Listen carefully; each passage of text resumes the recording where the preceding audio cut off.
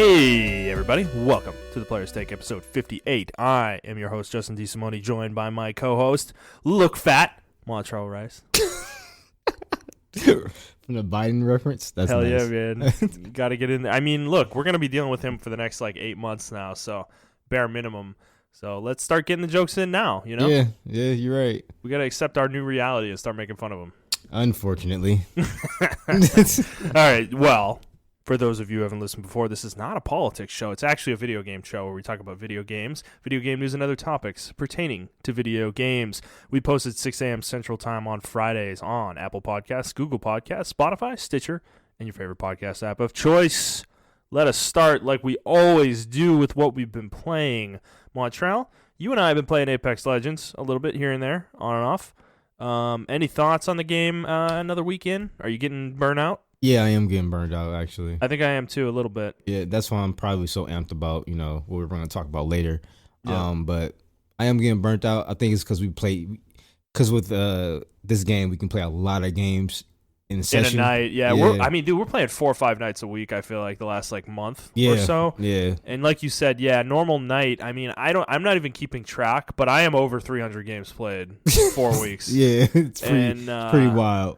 Yeah, like PUBG, I'm not even sure I played 300 games since we started playing that fucking game because the games take so long. Yeah. We're lucky to get 10 games in a night, when we play PUBG. Shit. If even that much. Yeah, if even that much, to be honest with you. Apex, I feel like we're playing 20 probably.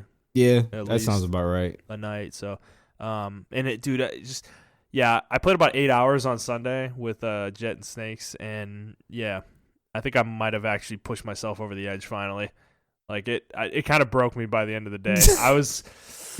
By Monday, man. I told you, I was salty. Defeated, man. I was salty yesterday, man. I was really salty. So I don't know. I mean, I'm gonna keep playing it. I'm excited to play. I might even play tonight. Fuck, I don't know, because the weekly stuff is reset. Yeah, and I actually really enjoy the battle pass in this game compared to PUBG. I think this is a way better designed battle pass. It feels a lot more achievable than PUBG's. Yeah, it does. So I appreciate that. I like the little events they do too. Even though I don't like the Deja loot, I like the fact that there are events going on though that you can dive into. Yep. So all right, what else have you been playing besides Apex? That's pretty much it. I know I got Kingdom Hearts up here, but I actually have not touched it in a while. Is that really all you've been playing though? Just those 2 games? Yeah, I haven't touched anything else. I play a little bit of Modern Warfare. That's about it. Yeah. Fair enough. I've been playing more Berwick. The reason I played 8 hours of Apex is actually because I got pissed at this game on Sunday. I played it for a couple hours, and so I love this game. No question about that. That is undeniable at this point. But this game is not going to be for everyone. There is a very specific group of people who will like this kind of game, and they are me.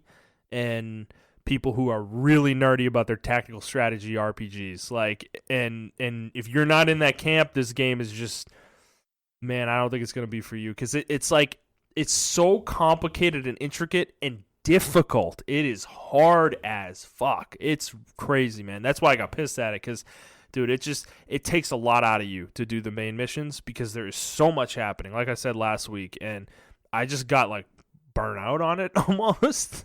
What chapter are you on? 4. I'm about to finish 4. I'm 20 minutes maybe from finishing chapter 4. Okay. But that's the thing is the battles are just so well designed, and even the side missions, some of them are just whatever, kind of straight up fights. But the one I'm doing right now, I was doing it last night, and I got really re-addicted to the game again. It's a side mission where you have to kill some bandits or whatever, but there's enemy forces from the army you're fighting on the map, and they're neutral, but they're all in their level. They're level 23, 24, and my units are level 6. Holy shit. But they don't attack you unless you get into their attack range. So you can play the whole map without ever alerting them. However, there's some items in the top corner of the map that they're next to that you, if you want to be a completionist, you need to go get. So yeah. It's if you want that stuff, you have to alert your presence to the enemies. But so the thing is, I was doing this map last night, and I did the main objective, and now I'm focusing on the Imperial enemies. And you know what's really the funny part about this game is that you can I killed like half of them, half of the enemies, even though they're like 20 levels higher than my units. That's just the way this game plays. Wow. Yeah, it's because the enemies, so they have really high hit rates, so you have to be really careful with how you position yourself, and there's a little bit of luck involved as well, or a lot of luck involved, frankly. But they're not, like, the way stats scale in this game is such that they're not unhittable. Like, like heavy enemies tend to have no avoid, so whatever your hit rate is your hit rate, and my units already have a high hit rate, so Yeah. I'm hitting them and I'm doing damage to them. Their defense isn't that high, some of them, but then there are some that have like 13 defense by default, and they have a shield on that doubles their defense if it activates, which basically makes them unhittable. But the thing is their magic stats are like 0. So I had a mage who's just ripping through these units because they don't have resistance, The way magic works in this game is just, like, magic units are extremely weak, but they are very, very powerful damage units, Okay. So basically, they can be killed in one hit, and they can also kill other shit in one hit, Got you. So they're very interesting units, but so it's, like, interesting. I've killed a few of them. I need to run away, though, at this point. I've kind of pushed myself to my limit. That's where I left off last night. It's kind of why I stayed up late. I was like really trying to push to the end of this mission, but I kept going and going and going and getting further and further, and it was like pushing me a little far. So the game is frustrating, but at the same time extremely rewarding. I'm really enjoying it a lot. I'm going to keep playing it. However, there are some games coming out here in the next few weeks that are probably going to distract me a bit from this game, so this is going to end up being a really long-term game for me, more than likely, because it's just so time-consuming. It's going to be a game that I have to play on an odd, like, Sunday or something. And the fact that we're still so deep in Apex, it's kind of hard for me to steal time to play this game. So, really enjoying it, though. Still recommend it if you like tactical RPGs. So, okay, let's move on. I got a correction from last week. We were talking about Vestaria Saga when I was talking about Berwick Saga. Which is Kaga's most recent game, and I believe I said that he hadn't made a game in 15 years. That actually was not 100% true. Found out after that episode that he has actually made 3 Vestaria Saga games. The Vestaria Saga that got translated and released in late December is the first one he made, and then he released 2 others in 2019. One's really short, and the other one I'm not sure of. But I think it's a little bit. It's kind of in between the two. So he's made 3 games actually, and he's been making these games since 2015. So he took about a decade off. It seems like. Okay. Based on my research that I found. So good to see that he's still making games though. Yeah, I mean he's old, dude. Like he's retirement age. That's where he's at. So probably has like a cult following. So yeah. I mean he definitely does. I'm part of that cult now. I'm a Kaga truther, man. 100%. So, all right, let's move on to our first story here. It is about The Last of Us. So, last week it was announced that HBO has greenlit a Last of Us television series from the creator of the Chernobyl series, Craig Mazin, and then Neil Druckmann is also going to be helping as well on this series. So, this is a really interesting thing. I don't think they gave any kind of release date or anything like that, but they did announce the series. So it seems like it was greenlit very recently. And this is interesting because we didn't talk about this last week, but a Borderlands movie got outed last week. Yeah. So it seems like these video game projects are really starting to heat up now that Pokemon, Detective Pikachu kind of had Sonic movie was well received. The Sonic movie's been well received. I think we're going to start seeing a lot more of this kind of stuff. And I'm into the TV thing. I think video games should go to the they TV would work realm. very well on TV. I think they correctly. would. I mean, I think The Witcher did prove that, even though it's based on a book series, it is a video game as well. I think TV's the place to go. The thing with The Last of Us, this particular series, I'm really hoping that they are creative and don't just retread the game storyline. What I really want them to do, because I was thinking about it just now, actually. So the Chernobyl team, or the people who made Chernobyl, what they did a really, really good job at dramatically breaking down what happened in Chernobyl, right? Not only what led up to the events, but during the events. So I'm hoping, instead of like doing the Ellie and Joel thing, they break down how it happened. Like, that would be cool. Like, I would love to know that. yeah, like the state of like, not even from a family perspective, but just from a scientific perspective, like, because that's what Chernobyl did. They broke it down from a scientific perspective of what was going down, not from the people.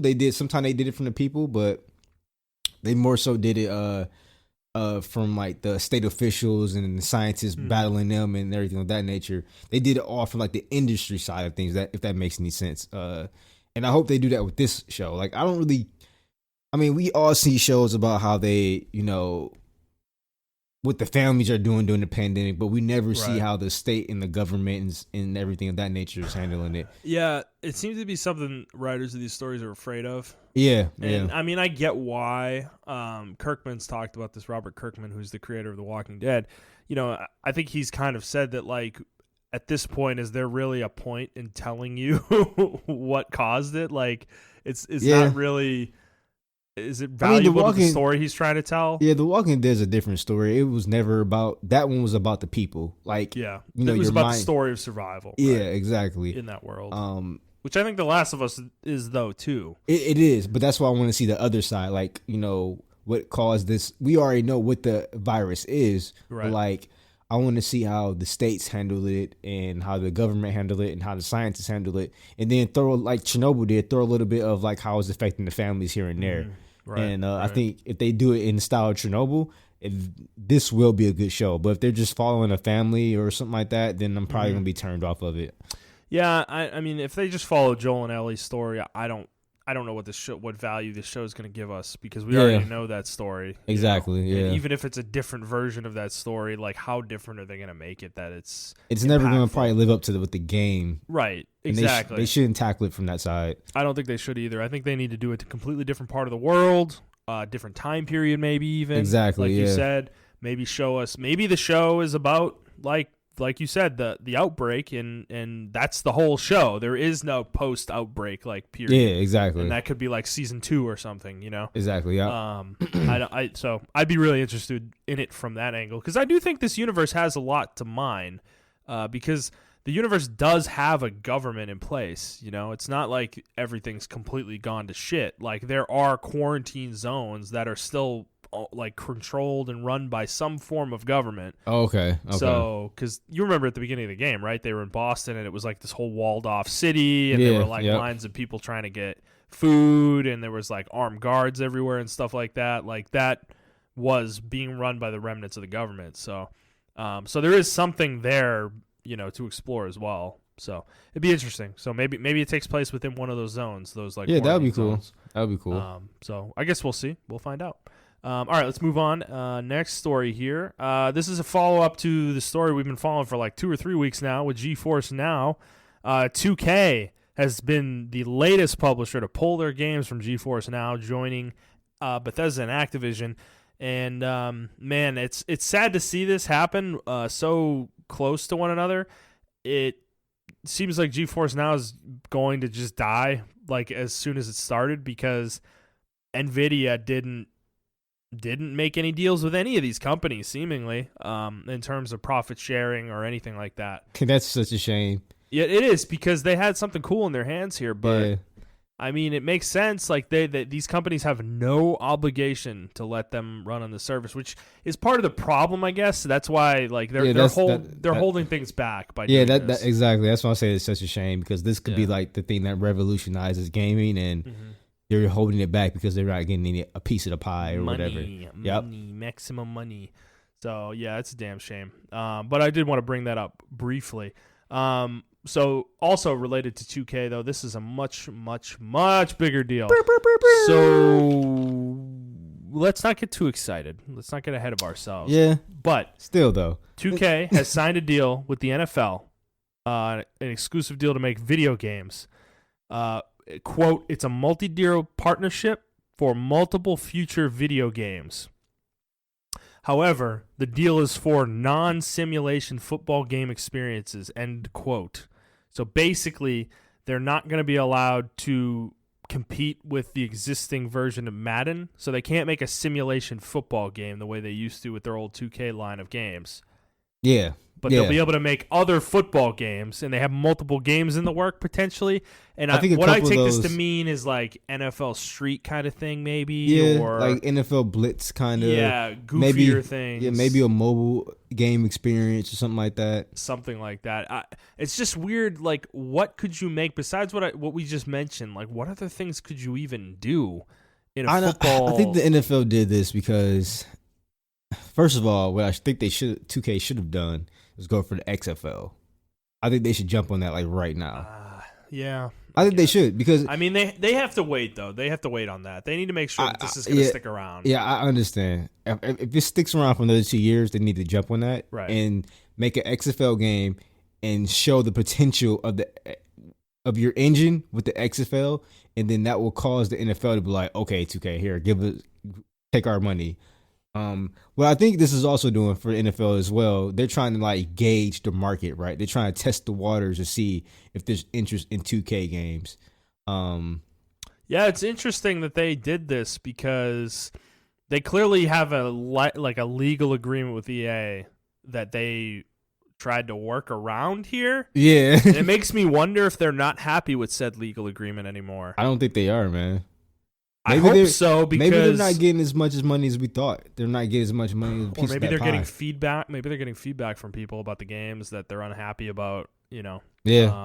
About Madden and where it's gone and the fact that there is no competition. So I think it's maybe it's that, but I think it's maybe I think somewhere in their contract they're probably only getting maybe 20 or 30% of like the profits, and their CEA is making almost billions, because they're almost at the billions almost. Their whole company is built off of EA, off Madden, basically. Exactly, yeah. But I kind of think, I do feel like I'm encouraged by this. I guess we'll see when the first game comes out, but I'm encouraged that I think there is a future in the next few years of a 2K football game coming back and being a thing.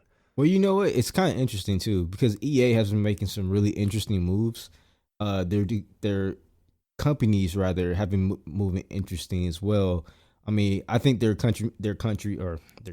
studios, rather, are a piece of them, or a piece of what their vision is. Mm-hmm. And I think they're trying to get more IPs, we're going to announce it later on today, but that game being remastered, and they also announced like 4 other games being remastered as well, but they didn't give the names of them.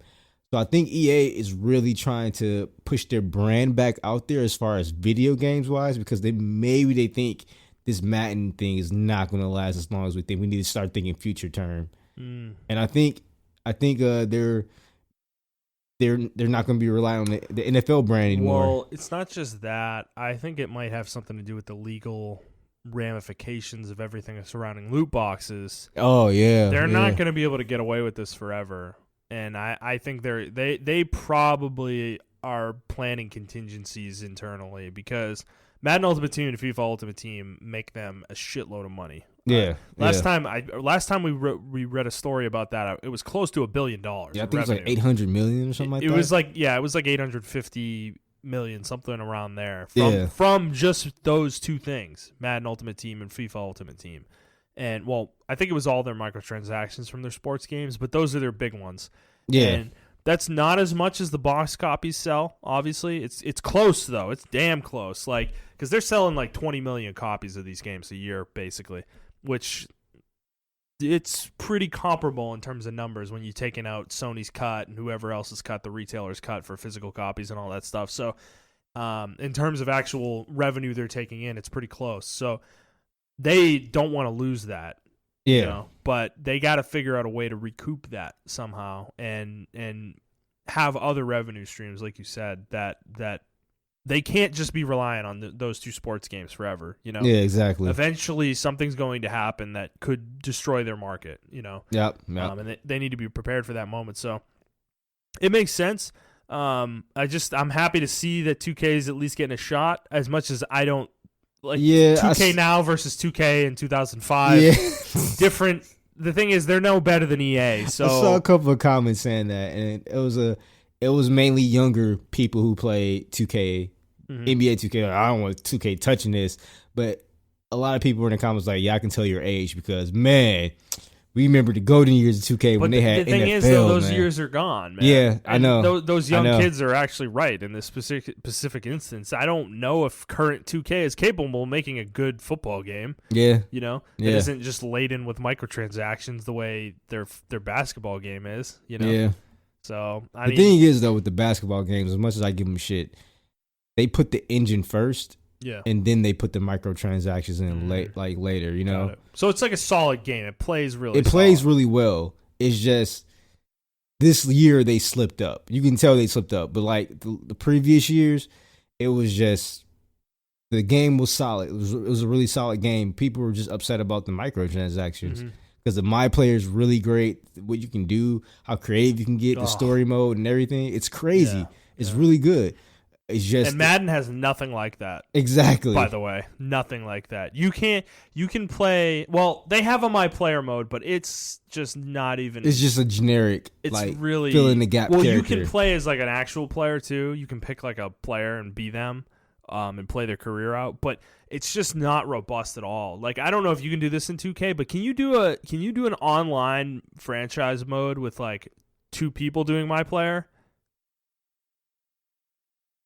I'm not sure. I think they do have a mode like that. Yeah, is that possible? Because I have a friend I played Madden with a few years back, and we always wanted to do a situation where we could both pick a player, where I could be a quarterback and he could be a wide receiver, or vice versa, and we could play Madden in a franchise mode, and we were just controlling those 2 players. That's all we did. Yeah. You know, and I think you can do that, but. Yeah. They're more so focused on like the My Park, where you can take your creative player and then play it with other players. So if you play a center, you'll be playing center on My Park with like a 3-on-3 situation, 4-on-4 pickup games and stuff like that. I just love to see more ambition with that kind of mode, you know? Yeah, that would be actually pretty cool. Yeah, dude, it would be awesome, right? Or you could both be like linebackers on defense or something like that. Yeah, You're doing shit in tandem together. So 2K may think of stuff like that, but it's just that they have to get the non-simulated license, or they have to get the simulated license rather.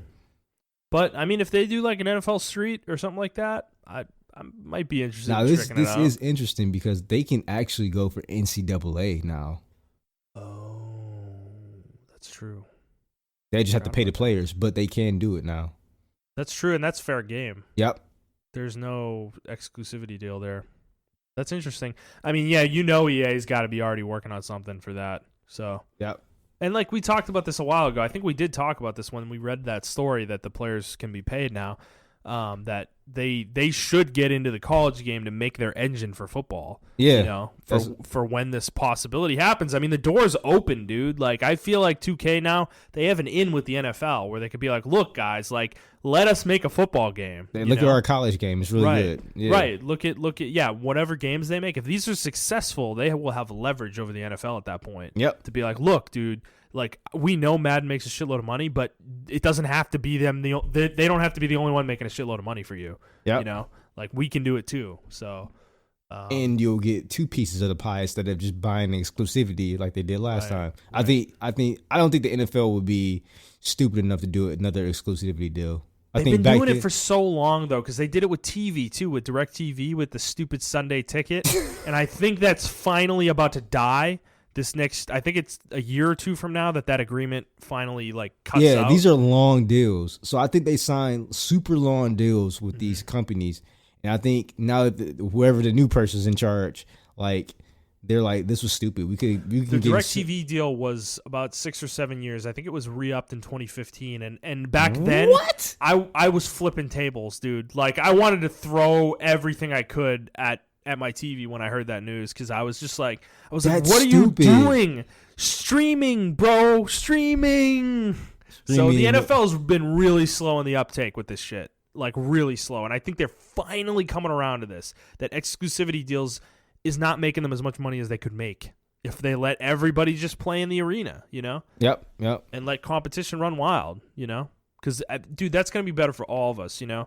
I know we complain about sports games all the time, but the reason why is because there's no competition in any of these games for the most part. We want sports games, man. You know? Like, baseball games don't really have any competition because Sony has that deal with the MLB. Yep.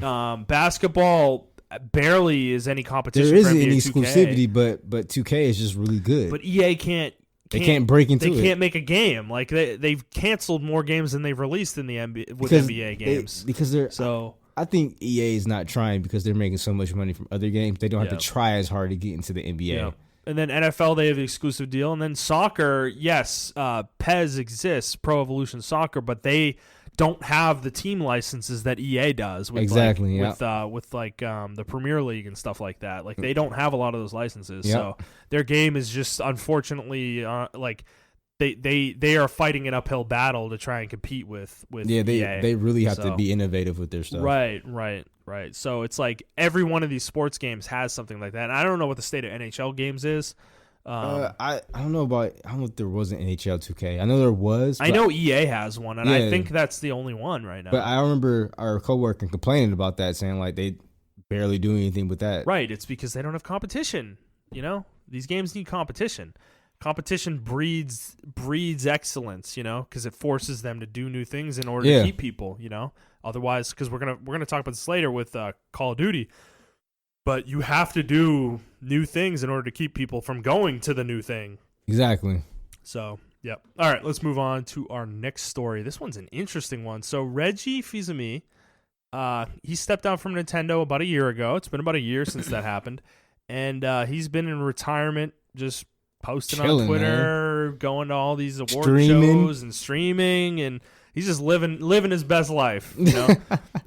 But now he has made an interesting move this week. So it was announced this week that he will be joining GameStop's board of directors, and he had some interesting things to say. Where he said, I think he said this on Twitter, that he believes a strong game industry needs somebody like GameStop to continue the industry's success. And I find that to be an interesting quote because I'm not sure I agree with it personally. I agree with it. You do? Yeah.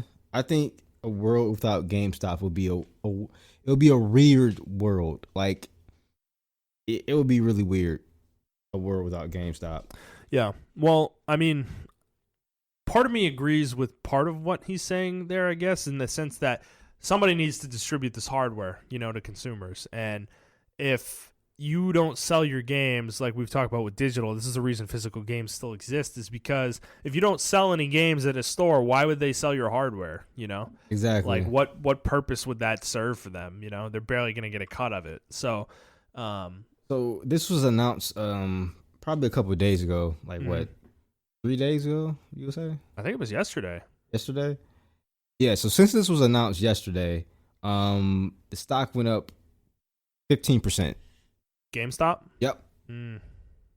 So I think he knows some things. I think the moves that they're making. We should have bought stock, bro. I know, right? We talked about this like a few months ago, man. We did. The stock went up about 15%. I mean, what does that go? Going from like $1.20 to like $1.40? It was like $3.99, and now it's really? like $4 or something now. Okay. So I think I already said the moves that they're making, they're in a step in the right direction with that test store they got opened up in Tulsa. Which the internet, of course, made tons of fun of, but I feel like people are just being mean to GameStop. Now they're just being mean. Now they're just being mean. Right. I feel like that was a good move, though. I think they should continue that move. They need to be one of the community for gaming community for leaders for that. Right. They need to be the gaming community house. Yeah, like we said, I think they need to try to be a destination gamers want to go to. Exactly. You know, which is not what they've been focused on before. And I think the move with Reggie was actually a really public move. They want to show people that he's likable, right? Right. Not only that, but I think he knows his shit too. He knows his shit. And I think he was with VH1 or Vice or something like that. And before he got with Nintendo. Right. And he bumped their sales up and their viewership up and everything of that nature. So Reggie knows what he's doing. Yeah. But not only that, but it seems like I don't know if he's an honest guy, but he seems like an honest, likable guy. And when he was with Nintendo, he, went through the shit with them and got him out. And he was like, okay, I can leave now. And I think the same shit's going to happen with GameStop. I think GameStop is using him as a cover boy. And he's going to be the face of GameStop now, and people are going to feel like, okay, well, trusting him with Nintendo, so maybe I can kind of ease up on GameStop now because Reggie's there, you know? So I'm interested in seeing how the internet is going to take this, and where they go with it. Yeah, I didn't look at reactions. It makes me wonder, because people hate GameStop so much. Yeah, but you can't hit Reggie though. I know, man. That's why it's interesting. It's kind of conflicts because Reggie's like such a beloved figure on the internet. But, exactly. You know what's silly about this though? Let's say GameStop does turn it around and actually like figures their shit out. People are gonna give Reggie credit for it. Oh yeah, they are. Which might even be more fucked up, honestly. Yeah. I think it's the CEO who came up with this idea. Yeah, no, their new CEO. I don't know his name, but he's had some good ideas. He's actually trying to change the company. I think getting Reggie was a part of that. Right. I think changing that part image. Of the strategy. Yeah. And Reggie's gonna get all the credit if they turn it around. But I really he think seems like the type of guy that's probably not going to care. He just wants the company to see. True. I mean, if the shareholders are the ones he has to speak to. So so that's probably all that matters. So it's an interesting move. We'll see what happens here though. I mean, GameStop, I don't know how much time they have left. Like they're really on the cusp of falling apart, but I just think if they can last till the consoles come out, that'll buoy them long enough maybe to be able to turn it around. Yep. But I guess we'll find out. All right, let's move on. So this is, man, God, things have been happening, man. So we talked about coronavirus last week, GDC getting postponed, and E3 not getting postponed / delayed. But things are starting to happen now that I'm not sure E3 is going to be able to justify holding the conference or holding the show anymore because South by Southwest got canceled by the city of Austin. And that's way bigger than E3 in my opinion. This is a huge show. They said this show brings in $350 million into the local economy last year. That's what they clocked it at. So this was not a light decision. This was not made lightly. This decision was not made lightly at all. So, because South by Southwest also happens when spring break is going on, if I'm not mistaken. Yeah, it is. Yeah, it does. It was supposed to be this week, I think, which this week is spring break. Okay. It's either this week or next week. Spring break is now here. Yeah. But so it's around the middle of March. But I don't know this. I've never been to South by Southwest, but this show isn't exclusively a gaming show, right? Oh, it's much more of a pop culture show, right? Yeah, so this is more like technology. Yeah. People host like one of my old friends, she hosts it's for pop culture because she hosts like a business on how she got into business for anime and things of that nature. Mm-hmm. She owns her own anime line of stuff, selling merchandise and everything of that nature. And it's for like entrepreneurs, tech people, pop culture, music. It's like a movies, television, and stuff too. Yep. I assume comics. I would guess. Yep. So yeah, you're right. It's all pop culture stuff, but it's more like the business side of it. It's not more like like an anime convention or something like that. It's not like that. It's more like, this is how you do this, or this is why I'm here, or these are the moves you can make to become this type of person. Yeah. Like it really shows you. It's really business oriented. I like it a lot, but they do have fun elements to it as well, obviously. Right, and the company actually did not cancel the event. The city canceled it. So that is a key distinction here. The city decided that they could not hold the event because of the coronavirus. They were concerned that people were going to be coming from places that have had actual cases of it confirmed. So that's understandable, and it's a fair point, which again leads me to what I was saying about E3, which we have a follow-up story here. Their creative director. Yeah, I am 8-bit. I don't know this guy's actual name, but that is his online name, I assume. He was the creative director for E3, and he has left the ESA. So I'm not sure. It's starting to look bad for E3. I am very doubtful that this show is actually going to happen this year at this point. And even if it does, who knows if there's even going to be anything to show, because it could just as easily happen with what happened with GDC, where companies start pulling out left and right. I know it's 3 months away, which is the only reason it hasn't been canceled yet. I think people are going to kind of wait and see what happens with this coronavirus before they really start making decisions. Yeah. But dude, if we get to mid-May and things are worse than they are now, then I mean, it's going to be hard to see E3 being happening this year. And if that's the case, like I said last week, the ESA is in big, big trouble because the company that runs South by Southwest is in huge trouble now. They had to lay off some of their workforce because they did not have insurance for this kind of cancellation. They had insurance for other things like terrorism and natural disasters and stuff like that, but they didn't have insurance specifically for like a disease outbreak canceling the show, you know? So yeah, and if E3's in a similar boat, like they're it would make sense why he left then. Right. Yeah, he might see the writing on the wall, you know? Like internally, who knows what's going on there at the ESA? I mean, there was a lot of stuff going on before this happened. They could be panicking, dude. Yeah, like, man. You know, and if that's the case, I mean, I would jump ship as soon as possible, you know, because if they can't have this show, like I said last week, this is like half their revenue for the year. I mean, dude, they could fold easily. And I don't know if they'd fold entirely, but there would be a huge downsizing. And I think E3 could just be gone, period, you know, as a show. So they're in a precarious position. Like I said, I'm pretty sure I said this last week too. They are going to try to have the show no matter what, you know. That would be a really bad idea. But that would be a really, really bad idea. Right. The city might just say no, you know, and cancel it outright. So it's an interesting situation that we will continue to monitor, I guess. But I don't know, man. It's kind of because yeah, we're starting to see sporting events, not any in the U.S. yet, but out of the country. Like I saw a soccer match, they didn't have any fans in the stadium. Like it was just the teams playing in an empty stadium. Like there was nobody there. They still played the game, but no one was watching. Like yeah, and I don't know how I feel about this. I mean, I want the athletes to be, you know, safe and everything of that nature. But do you think they should play if the stadium's empty? I was thinking about how weird that must be. Because you're so used to having a roaring crowd, and then all of a sudden you're playing in an empty stadium like it's almost a practice. You know? Because LeBron James said he's not playing.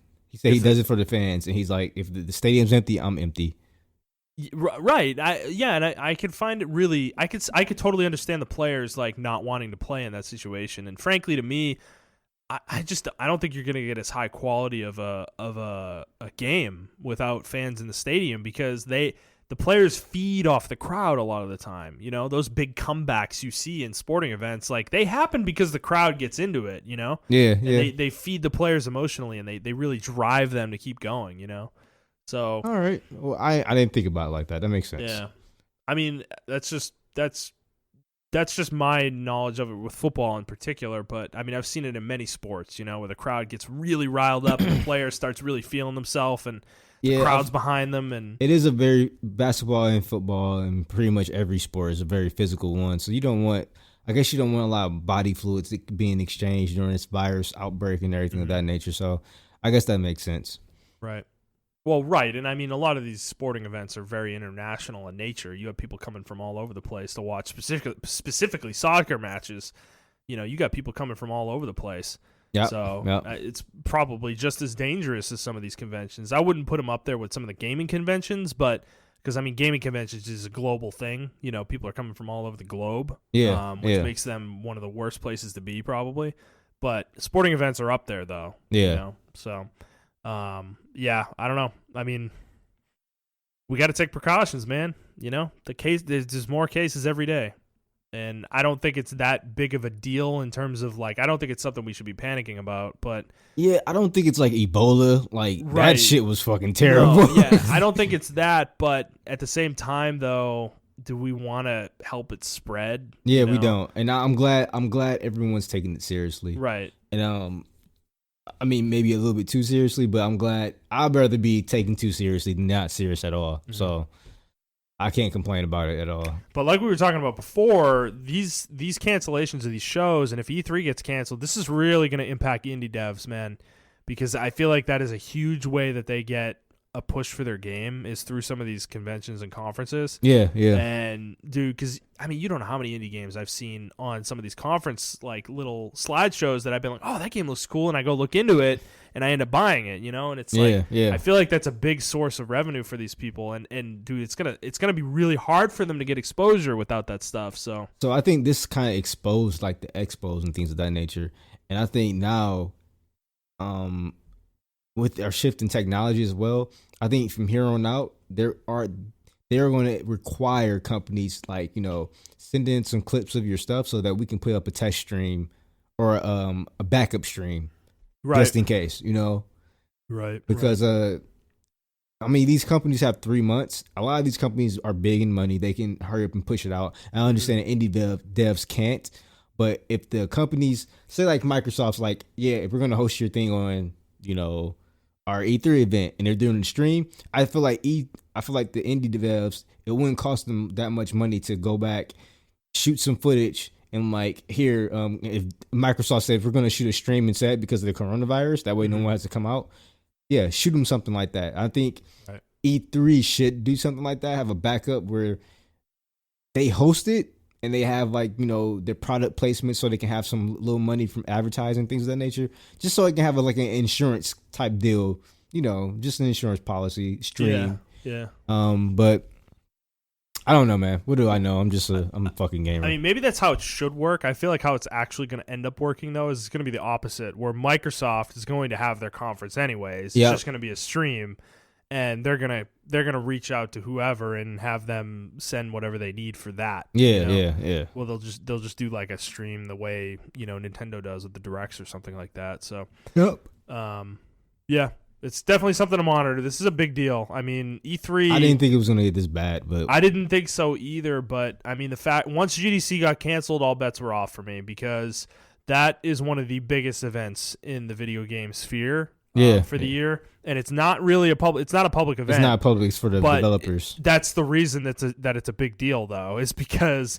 they're canceling something that is specifically for the industry. Exactly, yeah. And a lot of stuff happens at that event that people don't know about. And there's a lot of deals that go on back and forth, and companies sign games on, and people pitch games to publishers and stuff like that. And that stuff's not happening this year. And E3 is just as big for different reasons, but if that one can go, this one can go, And honestly, E3 is in a worse spot because people don't need to go to E3 to do their announcements, like that like GDC is actually different. Like you really kind of need to go there to network and things of that nature. nature. You need to go there to network. I think Sony and Nintendo proved that we don't need you, E3. Right. And so I think E3 is in a bad spot. I feel like, man, if this doesn't get better quick, like if this doesn't turn around quick, we don't start seeing like if a vaccine doesn't get created within the next couple months, man, I don't see it. I don't see how E3 can happen. Yeah. So I think they've been on the fence for the last 2 years, and this was deadly for them. This was the nail in the coffin, honestly. Right. They already had people leaving over the last few years, and this is just like the worst timing possible for them. They couldn't have had a worse timing with this. So, all right, let's move on. Next story. This is a minor one, but an interesting one to note. This is just a continuation of the exodus of the paid loot box. So Destiny 2, Bungie is getting rid of paid loot boxes in Destiny 2, quote, next season, season 10, I guess, of Destiny 2. I didn't even know they were doing seasons now in this game. But apparently they're getting rid of paid loot boxes. They have a season pass with this game that they are going to continue to utilize to push monetization with this game. It's just interesting that this is another game to add to the pile of games that have gotten rid of. I think some legislation is getting pushed down that we don't know about yet. Yeah. Yeah, because I mean, this is just there's a litany of these games that released with loot boxes and got rid of them. Exactly. And this is maybe they're all just reacting to a trend. Maybe Fortnite really made people realize the battle pass is monetizable. Yeah. And they're all just following the leader on that. Or maybe you're right, and there's something behind the scenes that we don't know about. I mean, or maybe Dota had the battle pass though. Dude, maybe they threatened. Yeah, but Dota. The thing is, Dota's. Yeah, I guess it's like a small world compared it's to just like. So it feels like it's insulated. Like if Yeah. if League had a battle pass first, I think people would have followed the leader on that. I just don't think people are paying attention to Dota. Okay. Yeah. Like I said, they've had loot boxes forever. And this is the thing. I don't necessarily think legislation is happening because there are plenty of games that still have loot boxes, mobile games in particular. Yeah. I think those games are going to follow suit. I think just because, I'm not saying it because of the loot boxes, but just because, like I mentioned earlier, EA is moving really strange. Like, they're actually caring about their games, even though they canceled a Star Wars game last week. Maybe they had an epiphany, man. Yeah, but like I think the epiphany's money, yeah. And they're like they had an epiphany that making quality games actually makes you money. Yeah, exactly. But they also realized that some bribe or some legislator or some what do you call those? Was it legislator? No, it's not legislator. Lobbyist. They came back to them like, yeah, we can't do it anymore. Like this is costing us way more money than it is. Makes me wonder if somebody from the government talked to some companies and maybe the word's getting around, talked to a couple companies and was like, look, guys, I know you want to do this, but you like, if you continue to do this, we're going to have to legislate. So, it could be a situation like that. It literally was just like a threat, Oh, yeah, you're right. Nothing's actually going to happen. It could just be something like that, some conversation somebody had, and it's just words getting around the industry now. Because I know this is not a political podcast, but I can totally see Trump being like, yeah, we're gonna jump in those loot boxes just to get votes. Man, don't let, like, he's like, man, I'm gonna tweet about it tonight. Yeah, I can totally see him doing that. These paid loot boxes are a plague. How dare they do this to our kids? How dare they do that? Yeah. Hashtag I'm with gamers. Like, I can totally see him doing that. Hey, man, come on, Trump. Do it, baby. Dude. Hey, look, man. Look, I don't like Donald Trump, but if he does that, I mean, he's the hero. He's the hero we needed, not the one we deserve. If he did that, I could just totally see that happening. Or maybe like for some, maybe, and this is who I want to get in office. Like maybe people are just scared, like, yo, Biden may win, or for some difference, Bernie's getting to office, bro. He's about to crack down on shit, rip it apart. Yeah, they're just like rip this industry to shreds. Yeah, they're just like, you know what? We don't even want to the chance. Yeah, so. Yeah, man. Yeah, who knows? I mean, any of those things could be true. None of them could be true. Who knows? It could just be a bunch of coincidental individual things happening all at once. It's just funny though, because it's been a trend for a few years, ever since Battlefront basically happened. All these games have taken loot boxes out. Battlefront 2 took them out. Shadow of War took them out. You remember that? This game took them out. Rocket League took them out recently and put a battle pass in. It's just really, really funny. But when I see League and Dota take them out of their game, then I'll believe that something's actually happening, but not behind the scenes. And when I really start to see mobile games, change their tune, then I'll believe somebody made some headway with the industry. So, okay. Let's move on to release dates. We got a few. The big one, though, is Ghost of Tsushima got a new trailer and a release date. It is coming out on June 26th. And I don't know how I feel about this game. This new trailer did nothing for me. Once again, how about you? Ghost of Tsushima? Yeah, it looks pretty meh. I just can't get the idea out of my head that they turned it into a Sekiro clone. And yeah, that's what. It's just going to be worse. I showed one of our friends that, and that's what he was saying. He's like, oh, this is like a easy version of Sekiro. Yeah, and I don't, like, what? Why? You had a cool idea on your hands with the samurai shit. Yeah, it looked like it was like a duelist samurai game, but now they turned it into a Sekiro game. I mean, I need to reserve judgment until the actual. Out. They need to show gameplay. That's the thing. This story trailer showed very little to no gameplay. Yeah, man. It's like they're scared to show gameplay. I feel that way too. And I wonder if it's more cinematic than gameplay-ish. We'll find out, I guess. Yeah. The game's such a mystery to me. I feel like that gameplay demo 2 years ago when they showed that, like, the samurai gameplay, that game looked really distinct and unique, It really did, and it looked like something really cool and interesting, and ever since that moment, everything they've shown me of this game has turned me off. Yeah, because then it switched like the ninja samurai. Yeah, it just feels like a ninja game, and I don't know where that came from. It's like they changed course, mid development, and companies do that all the time. I just don't know why. Why would they do that? Maybe Sekiro had a bigger impact than we thought. But Why? Why would you try to do anything that game did? Because that game did it so well. Yeah, it did.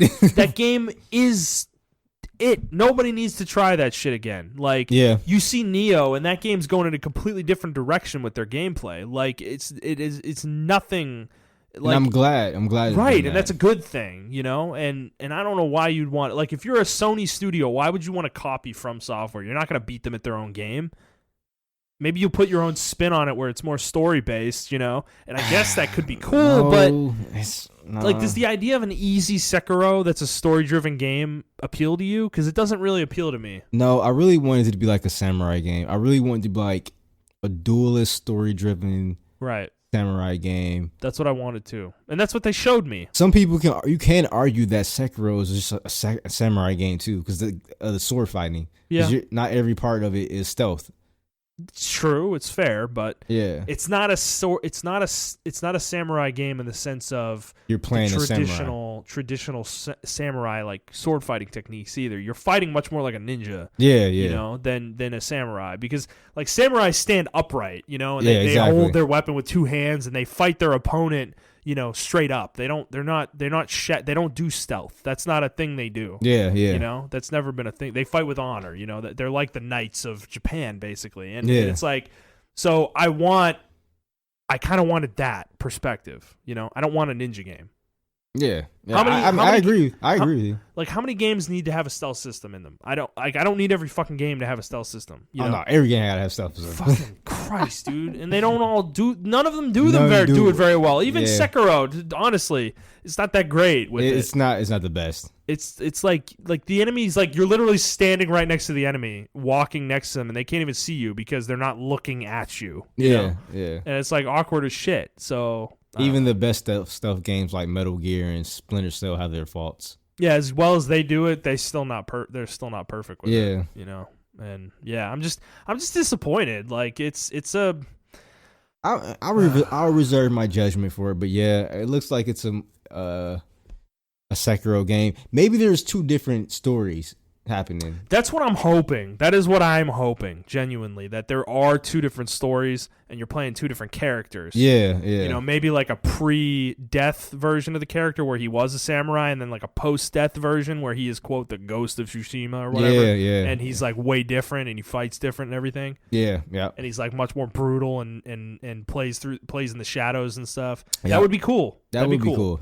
So maybe that's it. Maybe they're hiding it for that reason. But I'm just afraid they're hiding it because they're afraid of the reaction they're going to get. Yeah. But I don't know. All right, next one. Or they're saving it for E3. Maybe they are. That would be weird, though. The game would be coming out in 3 weeks or 2 weeks from that moment in time, you know? Yeah, you're right. Yeah, that's weird. That's just a weird thing for them to do. So, okay, next story. This is also Sony related. We talked about Horizon Zero Dawn getting rumored for PC. It has been it has been confirmed. So the head of Worldwide Studios, Herman Holst, gave an interview, and I'm going to read his quote. So, quote, "Yes, I can confirm that Horizon Zero Dawn is coming to PC this summer."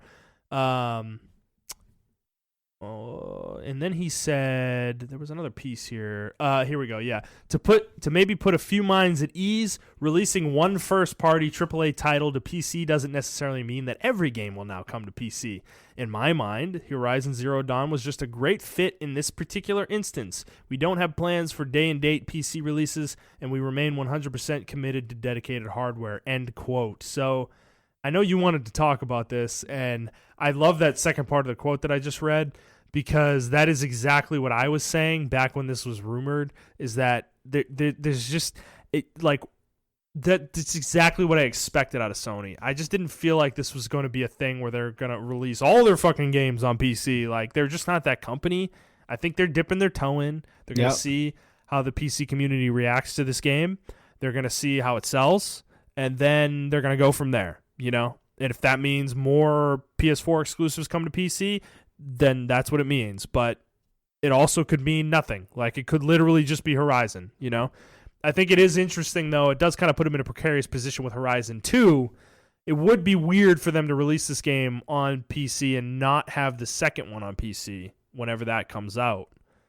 But you remember my theory on this, that I think they want to use it to sell PlayStations potentially to PC players. But, you know, I guess we'll see on that front. But what was your perspective on this? So I was reading something that just kind of broke, but I'll say after my thing. Breaking news. A lot of Jason Schreier just reported a lot of reporters and journalists and companies are pulling out of E3. Yeah. Even digital Devolver Digital just said cancel your E3 flights and hotels, y'all. He just tweeted, or they just tweeted that. Oh boy. Yeah. But he said there's still no official word from the ESA, so it's only a matter of time. Okay. But yeah. So about. So what's funny about this Horizon Zero Dawn situation is, the reason why he quoted that, because people were freaking the fuck out. I don't know if you guys remember a couple weeks ago when I said this was actually about MLB The Show, and Sony fans were like, Sony fanboys were freaking the fuck out because they're like, oh my god, our exclusives are going to PC or other platforms now. Right. And then the next week, I think Horizon Zero Dawn was rumored for that.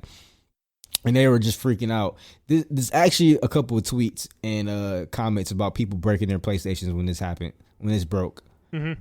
They legitimately broke their PlayStation, recorded them breaking their PlayStation.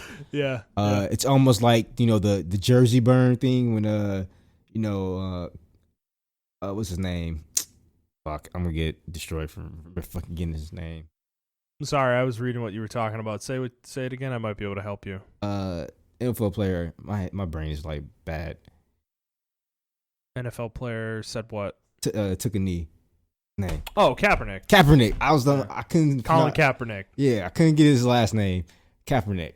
And they were burning his jersey and stuff like that. This is almost the same thing. Like, you would think PlayStation did something egregious, but yeah, they're like burning their PlayStations and breaking them and everything of that nature. Mm-hmm.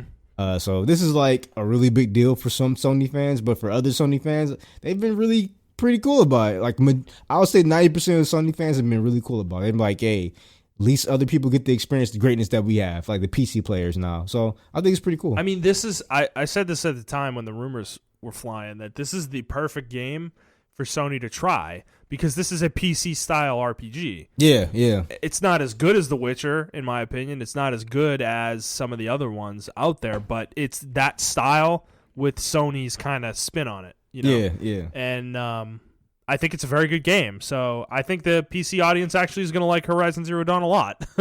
Honestly, it's going to be. I think it's going to be well received. So I just don't like. I never understood the. Understood the belly aching about letting other people experience a game you like. It just doesn't make any sense to me from that perspective. It's very strange. So I do want to kind of follow up on what you just said about Jason Schreier. So I have the tweet in front of me.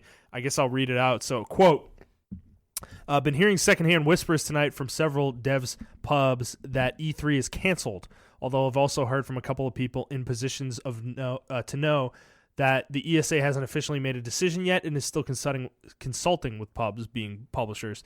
Either way, it's only a matter of time, end quote. So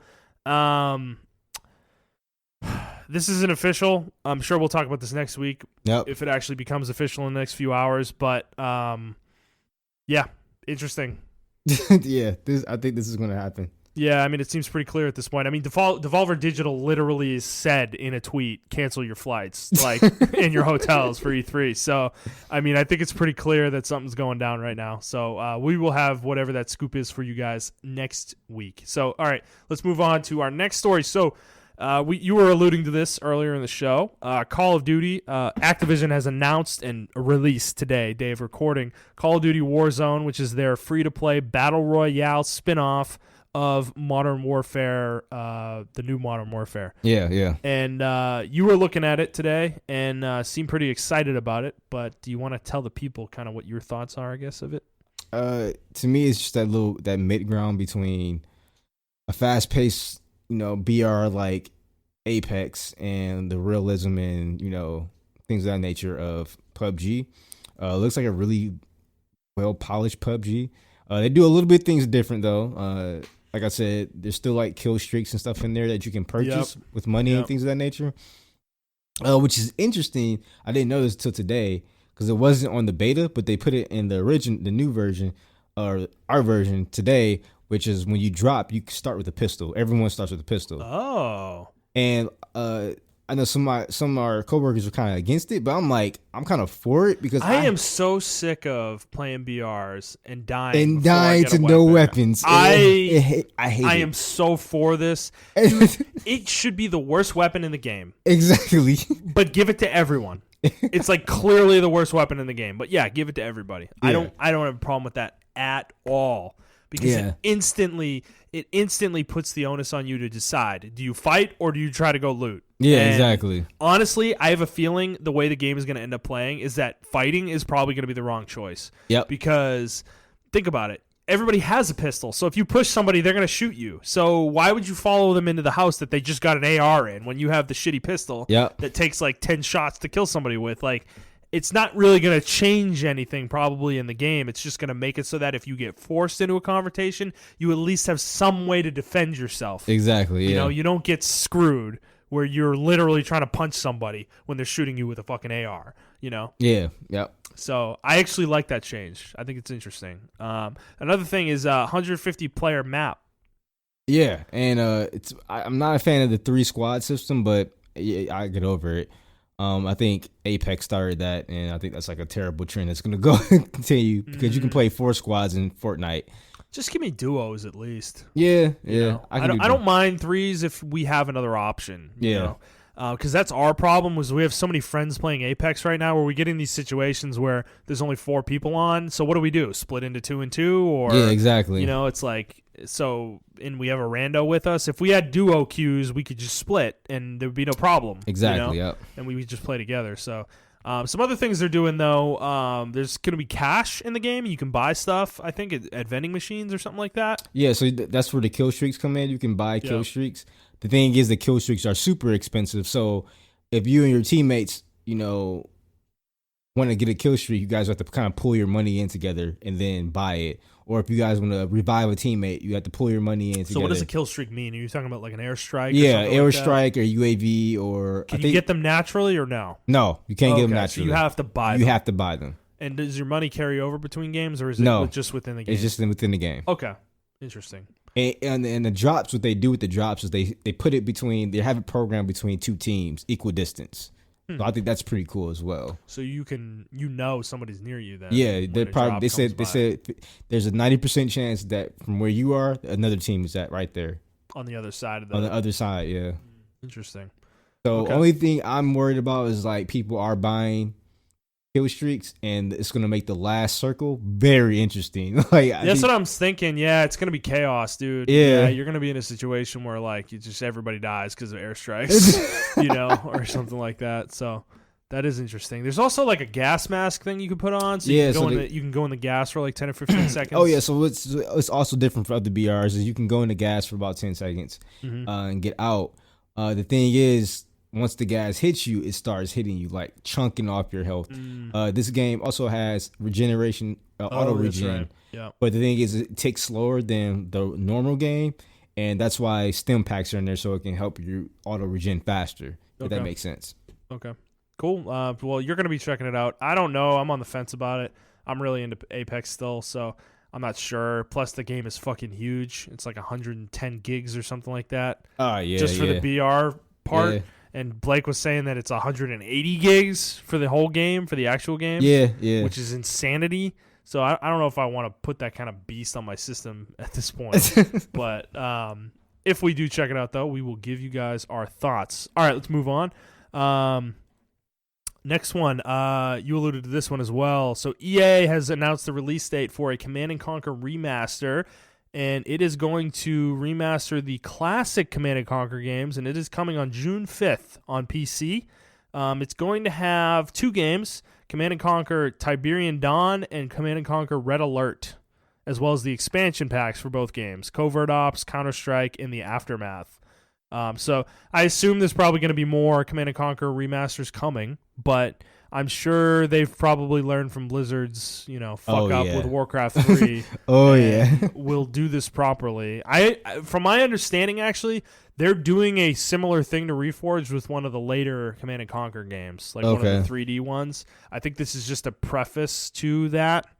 So they're trying to get this back on people's radar, I think. Yeah, I think the mobile version of the game is probably doing pretty well. Yeah. I think that's what sparked interest in funding these remasters. Yeah, dude, I've never played Command and Conquer either. I honestly might check this out. Yeah, I will too. I love RTS games, and they're the Command and Conquer games were always highly rated by people that I knew back in the day. So looking forward to that one. So June 5th, as I said, look forward to that. Next one, this one is just for me. Once again, I don't even know if this is going to be any good, but I heard about this today. This is an indie game called Grand Guilds. They got a release date trailer. It's coming on Steam and Switch on March 26th, and it is a tactical strategy RPG where you use cards, like a deck of cards, to give your characters commands and execute their actions. And it looks pretty interesting. It looks kind of basic. I imagine this game's probably not going to be very long or large, but it reminds me of a game called Children of Zodiacs, which came out on PS4, I want to say 2.5 years ago, something like that, which was a similar thing. Very small scale battles where your characters had dice that they threw for their attacks, and they also had a deck of cards in that game. Okay. It was pretty cool. It definitely wasn't as good as I would have hoped, but these games are interesting though. I'm glad to see these games kind of coming out, so I'll probably support this. I think it's coming out at $19.99 as the price, but that's not a bad price. This is a Kickstarter game that I think got picked up by the Square Enix Collective, which is the it's a program that Square does. This is actually really cool. That Children of Zodiacs game was actually one of the games that was also a part of this. They pick a few indie games every year that they hear of. I think they do like community votes and stuff to see what people are interested in. Okay. And then they pick those games basically and they fund them. Not fully, but they give them some funding in order to finish their game and get it released, and then they help publish it. Which is a really cool program of theirs. So I think this is one of those games as well. These animations look pretty cool. So. Yeah, no, it doesn't look bad. It looks pretty good. I was surprised by the quality of the models and the animations for a game that seems to be so small, or made by such a small group. So check that out, March 26th, Grand Guilds, Switch and PC. Okay, let's move on to release dates. There's actually a lot coming out this week. We've got Ori and the Will of the Wisps coming on Xbox One and PC. Yeah, which I heard got nothing but grand reviews. Right. Neo 2 coming on Friday, day of release for this. Also, MLB 20, the show 20. All you baseball fans out there. Hell yeah, man. This is going to be, I think this is the last year where it's exclusive to PS4, so enjoy that while you can, PS4 fans, I guess.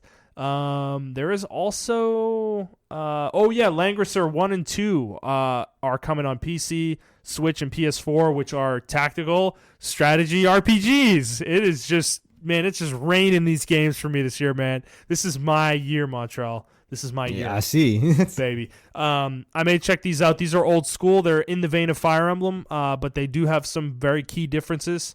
But if you like Fire Emblem, you might like Langrisser. There's also a game on here called Super Burning World. Looks like a Mario ripoff. Probably. Which is interesting. And then there's also a My Hero Academia game. You mean Naruto Ninja Storm? Is it a fighting game? Yeah. Is that what it is? Yeah. Oh, that sucks. God, that sucks. Oh, man. So there's a lot of good stuff coming out this week. Also, I think that Animal Crossing is this week too, isn't it? Should have been on this list, but I think it's probably next week, maybe. Are you sure? Maybe. Oh, no, but it's on the 20th, yeah. So it is next week. Okay, so that dope-ass Switch comes out next week too. Along with Doom Eternal next week. That's we'll also talk about next that. week. Yeah, man, dude. We're in it. We're in it now, guys. Middle of March. Good stuff's coming. All right. Well, that's it, I think. There's nothing else going on this week. We were really concerned before the show. Actually, like yesterday, nothing was going on. Yeah. There had been no news. No for like news. 6 days, and then it all just kind of dropped on us yesterday and today. So, but this I don't know what timing we're at, but this seems like a shorter show than usual. So, but we just go with the news. Whatever news comes out, that's what we have to talk about. So. That's going to be it for us. So we hope you liked this episode. And if you did like this episode, please like the episode, review the episode, and subscribe to the show on whatever feed you are listening to it on. And if you could, please, please, please share it with your friends. We would like to grow the audience so we can start having conversations with you guys. And if you'd like to have a conversation with either of us, you can do so at Twitter at I Trap for the Hokage for Montrell. That's the number 4, not the word. I am at ThunderNuts01. The show is at The Player's Take.